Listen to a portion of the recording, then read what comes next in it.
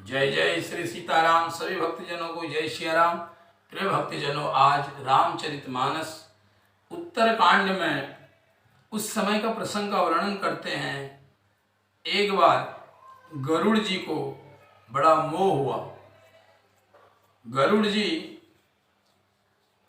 कहते हैं कि यदि भगवान को नागपाश में बांध लिया था, जब राम जी और रावण का युद्ध हो रहा था लंका में, तो उस समय पर मायावी राक्षस ने माया के कारण नागपाश में बांध लिया, तो भगवान उसमें बंध गए और नारद मुनि ने गरुड़ जी को भेजा। गरुड़ जी सर्प वैसे खा जाते हैं, तो गरुड़ जी ने सर्पों को खाया और भगवान जी को नागपाश से छुड़ा दिया। तो मन में संदेह हुआ कि ये कैसे भगवान है। हर एक मनुष्य को बंधन से तो ये छुटाते हैं, लेकिन आज ये बंधन में कैसे बंध गए। मोह हुआ और मन में इतना संशय हुआ, एक अभिमान हुआ कि भगवान नहीं हो सकते हैं। ऐसे संशय रूपी मन में विचार करके बड़े व्याकुलता हुई और पूछने लगे कि अब ये संशय कैसे जाएगा। तो वो ब्रह्मा जी के पास गए। ब्रह्मा जी ने शंकर जी के पास भेजा। शंकर जी बोले ऐसा है, मोह का होना अज्ञानता है। और यहाँ पर उत्तरकांड में लिखा है, ज्ञानी भगत शिरोमणि त्रिभुवनपति कर जान, ताहि मोह माया नर पावर करहि गुमान। ऐसे त्रिभुवनपति के जो वाहन है गरुड़ जी, उनको भी मोह हुआ।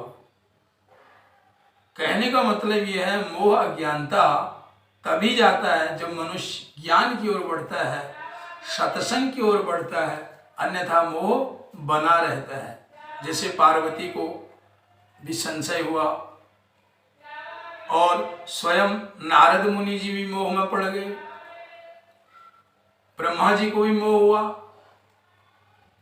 तो यहाँ पे ये बताया गया है कि शंकर जी ने कहा कि आप नीलगिरि पर्वत में जाइए, वहाँ काकभूषणी जी राम कथा सुनाते हैं और आप प्रतिदिन राम कथा सुनिए, जिससे आपका धीरे धीरे मोह भागता रहेगा।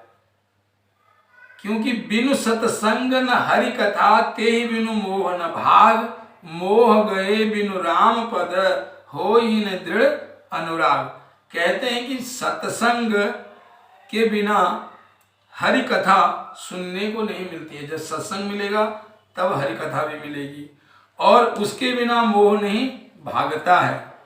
जब हम हरि कथा सुनेंगे, बार बार ज्ञान हमें बढ़ेगा, तो ही हमारा मोह का नाश होगा।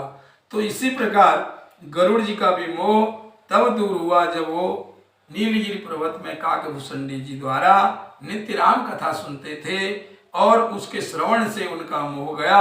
वो समझ पाए कि भगवान त्रिलोकीनाथ बड़े कौतुकी हैं, और ये कैसे कैसे लोगों को भ्रम में, इन मोह में डाल देते हैं। और को मोह को निवारण करने के लिए सबसे बढ़िया सत्संग ही है, तभी हम लोगों का मोह जा सकता है। ऐसे प्रसंगों को सुने और अपने जीवन को कृतार्थ करें। जय जय श्री सीताराम।